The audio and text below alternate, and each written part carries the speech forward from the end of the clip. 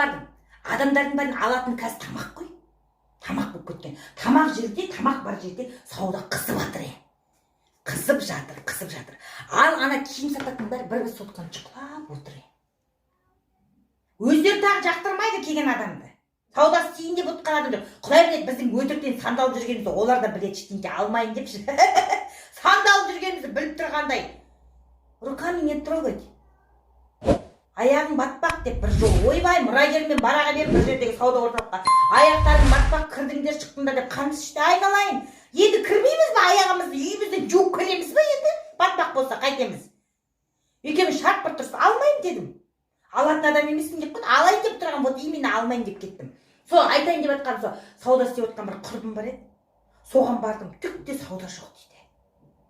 Кешке дейін ана су ішеміз дейді, тамақты ішпейміз дейді. Туалетке ақша төлеп қайтамыз дейді ғой. Ол жерде тұрған ана әжетхана батып жатқан сияқты солардың қызығына. Күніге 200 теңге туалетке кетеді деп отыр. Тамаққа кетпейді, туалетке кетеді дейді. Амал жоқ енді бұтымызға жіберіп қоймайтын болғаннан кейін соған барамыз дейді. Әйтпесе аш жалаңаш отыра береміз дейді ғой. Тапқан таянғанымыздың бәрі туалетке кетіп жатыр дейді.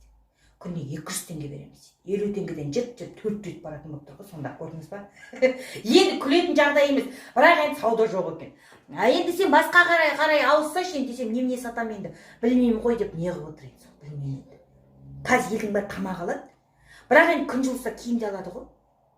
Түс ауды бітті, не тамақ істейін деген уайым бар ғой бізде. Бүткіл әйелде бар, не істеймін, не тамақ істеймін, кешке тамақ аш қасқырлар келді ғой. Сорға арнап бірдеңе істеу керек.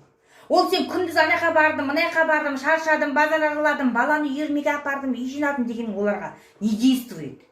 Ол әңгіме емес. Общем, сен үйде не істедің, ерік болсын. Не қылдың дейді ғой. Қазір біздің талаптарымыз да жоғарылап келеді. Баяғы заманда бір шараға кеспе оженсе ортаға қойды, әр адам өзі ожаумен құйып ішеді екен ғой тамақты. Той болатын қиып.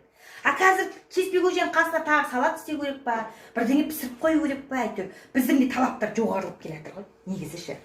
Пысық әйелдер бар ғой, пысық, ой, неше түрлі пысық әйелдер бар. Ана әше етсіз ақ құйрықты турап, пияз турап, әдемілеп қамырды жайып, қораманан істеп жібереді. Жоқтан бар жасайтын пысықтар көп бізде. Биттің қабығынан биялай шығаратын қыздар көп қой. Молодец. Жарайсыздар. Әркімнің өзінің тарихы бар, әрқайсымыз өзіміз бір тарихтың иесіміз. Өткенде айтып жатыр, қиындыққа шыдай, менің оқырмандарым шыдамды екен, мен соған көзім жетті. Мен сияқты оқырман, мен сияқты қарапайым қыз келіншектер. Бәріміздің басымызда бір қиындық бар, әйтеуір арқалап жүрміз. Көніп жүрміз. Сүйретіліп жүрміз. Бірақ риза болып жүрейік. Өмірге риза болып. Осы өмірге келгеніміздің өзі бір кино ғой. Осы келгеніміздің өзі бір бақыт. Соны бағалап, барға қанағат қып, ұнымыз болса, құйрық болса, әдемілеп ораманнан жасайды. Соған жететін шықты. Той баласын таңқиып. Одан жаңағы қазір бар ғой, жұмыртқаң болса, кішкене маргарин болса, одан да пирог жасап жіберді ғой. Ол үшін де заман ақыр дүниені жасамаймыз. Біз қазақтың әйелдері мықтымыз, короче говоря. Мақтайтын адам таппай өзінен өзіміз сондай бір. Бәріміз мықтымыз. Мықтымыз.